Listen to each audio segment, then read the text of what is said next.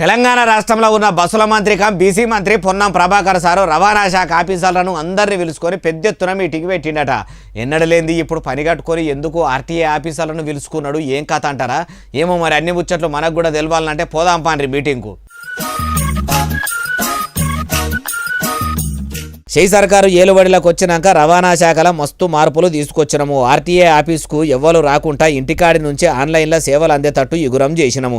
ఇప్పుడు ఇంకిన్ని సేవలు కూడా ఆన్లైన్లో అందుబాటులోకి వచ్చేటట్టు ఎగురం చెయ్యిండ్రని మంత్రి సారు ఆఫీసర్లకు ఆర్డర్లు వేసిండట. రవాణా శాఖలో ఉన్న తతిమ సౌలతులు కూడా ఆన్లైన్లో అందుబాటులోకి వస్తే పబ్లిక్ కూడా ఎసొంటి తిప్పలు ఉండయని చెప్పుకొచ్చిండట.